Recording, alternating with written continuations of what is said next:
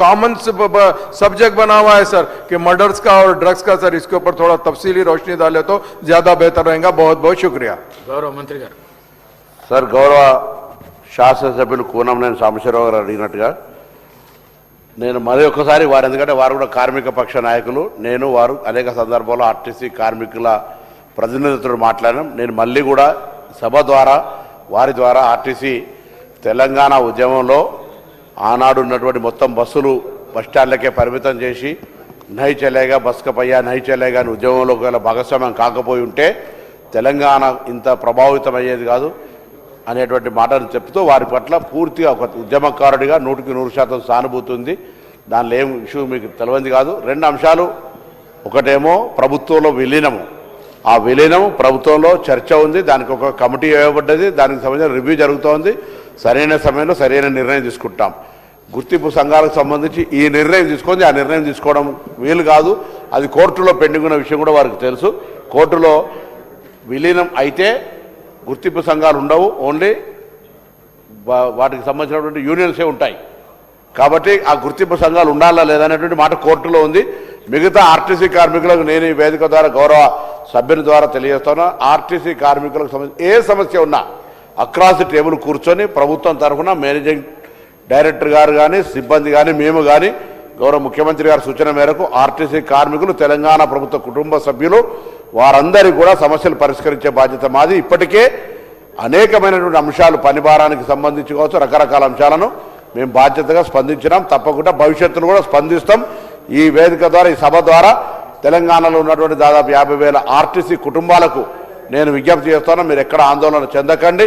ఈ ప్రభుత్వం మీ పట్ల 100% సానుకూలంగా ఉంది. పాత బకాయిలను పేమెంట్ చేసినాం, కొత్త ఉద్యోగాలను తీసుకుంటున్నాం, కొత్త బస్సులను ఆర్టీసీలు మూసేస్తాము.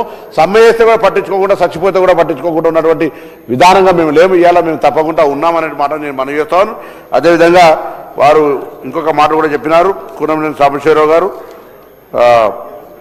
ఆర్టీసీ కార్మికులతో పాటుగా మీరు ఇంకొక అంశం ఏదో చెప్పినారు, పోలీసులకు సంబంధించి కూడా, పోలీసులకు సంబంధించిన ఇష్యూలపై కూడా మేము ట్రాఫిక్ పోలీసులకు కానీ స్పెషల్ ఇన్సెంటివ్ కానీ ఇతరత్ర అనేక అంశాలు ఇస్తా ఉన్నాం.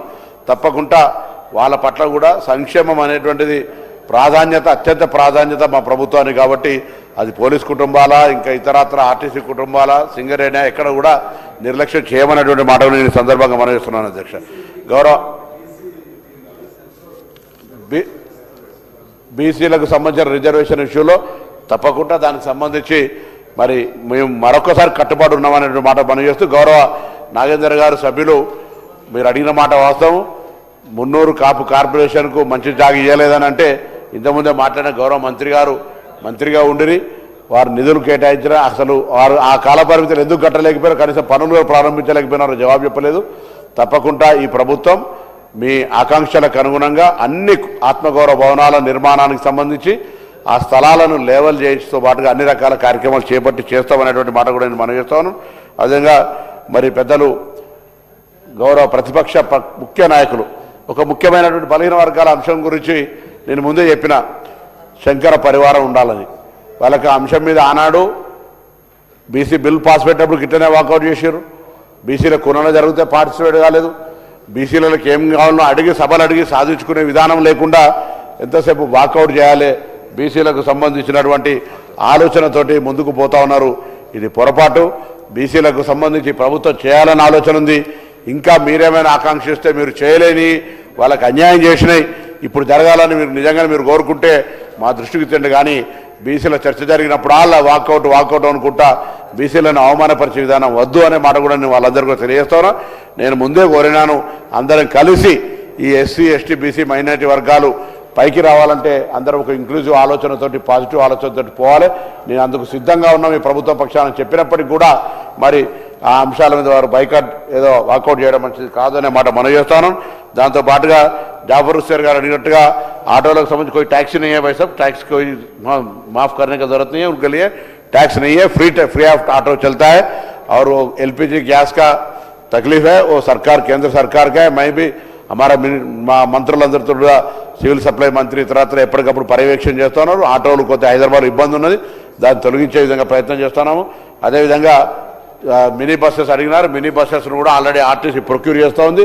ఎక్కడెక్కడైతే గతంలో సెట్వీను నడుస్తూ ఉండేనో ఆ విధంగా మన గౌరవ ముఖ్యమంత్రి గారు రివ్యూ చేసినప్పుడు ఎక్కడెక్కడ చిన్న చిన్న ఏరియాలో పోవో ఆ మినీ బస్సులు నడపడానికి चलाने के लिए हम सरकार ने फैसला किया है और हमसे ही चलाते हैं जैसा सेटवेन चलाते थे वैसा पूरा रूट में क्योंकि अभी सेटवेन वुमेन को फ्री आने के बाद वो लोग नहीं चला पा रहे तो आरटीसी की तरफ से छोटे बस चलाने के लिए फैसला किया ఇక్కడ ఒకటే కానే కాదు ఎంఎంటీఎస్ రైళ్ల దగ్గర కూడా చిన్న చిన్న స్టేషన్లు ఉంటే అక్కడ కనెక్టివిటీని పెంచడానికి కూడా చిన్న బస్సులు వాడమని ముఖ్యమంత్రి గారు చెప్పినారు తప్పకుండా ఆ చిన్న బస్సులను ఎక్కడెక్కడైతే పోకుండా లాస్ట్ మైల్ కనెక్టివిటీకి సంబంధించిన ఇష్యూ లోపల చిన్న బస్సులు అవసరం ఉన్న కూడా వినియోగించుకునే విధంగా చర్యలు చేస్తాం అదేవిధంగా డ్రగ్స్కు సంబంధించి మర్డర్స్కు సంబంధించి పోలీసు ఎప్పటికప్పుడు యాక్షన్ హైదరాబాద్ మనం అప్రిషియేట్ చేయాలి ఇది ఇంటర్నేషనల్ హెడ్ క్వార్టర్ లాగా అంటే ఒక అందరికి సంబంధించినటువంటి హైదరాబాద్లో ఉండే విధంగా జరుగుతోంది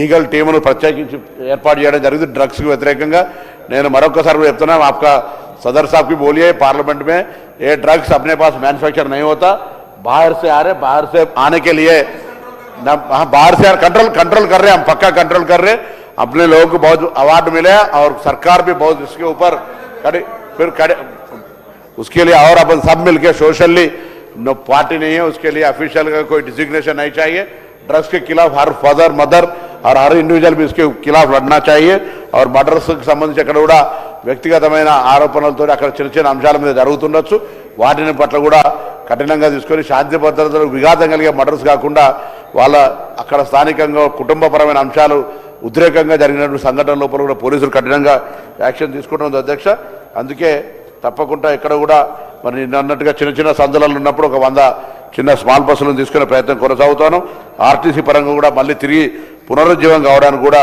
ముందుకు పోయేటువంటి విధంగా చర్యలు తీసుకుంటాను మాట మనవి చేస్తూ ఎక్కడైనా ఇంకా కూడా ఏదైనా ఇబ్బంది వచ్చినప్పుడు ఆర్టీసీ పరంగా కూడా మంత్రిగా నేను అన్ని వేళ స్పందించడానికి సిద్ధంగా ఉన్నా వాళ్ళకు కూడా చెప్పండి ఇతరుల తప్పుదారి పట్టించడంలో చక్కర్లు పడకుండా కూర్చొని అక్రాస్ టేబుల్గా ప్రభుత్వం సిద్ధంగా ఉన్నది మీ ద్వారా కూడా అనేక సందర్భాలు చెప్పినా మీ దగ్గరనే వాళ్ళను కొంత సమన్వయం చేసుకొని ఏ అంశం ఉన్నా నేను పరిష్కారం చేస్తామని ప్రభుత్వం సానుకూలంగా ఉందనే మాట నేను మరొకసారి కూడా మనవి చేస్తాను అదేవిధంగా వ్యక్తిగత ఆరోపణలకు ఇక్కడ తావులేదు అధ్యక్ష అందులో సభలో సభ్యులుగాను సభలో లేనటువంటి వాళ్ళ గురించి మాట్లాడితే అందుకు సంబంధించి నియమ నియమాలు ఉన్నది అవి కూడా ఎంక్వైరీ చేస్తాను తప్పకుండా ఏదో వ్యక్తిగత ద్వేషాలతోటి ఎవరి పడితే అది మనం మాట్లాడితే కూడా మంచిది కాదు అనేటువంటి మాట మీకు మనవి చేస్తూ మరొకసారి బీసీ డిపార్ట్మెంట్కి సంబంధించినటువంటి పద్దు కావచ్చు ట్రాన్స్పోర్ట్కు సంబంధించినటువంటి పద్దు కావచ్చు రెండు అదేవిధంగా పోలీసుకు సంబంధించినటువంటి పద్దులను ఎటువంటి కట్మోషన్స్ లేకుండా దాన్ని ఆమోదింపజేసే విధంగా చర్యలు చేపట్టాలని గౌరవ సభాధ్యక్షులు మిమ్మల్ని కోరుతున్నాను మినిస్టర్ గారు సార్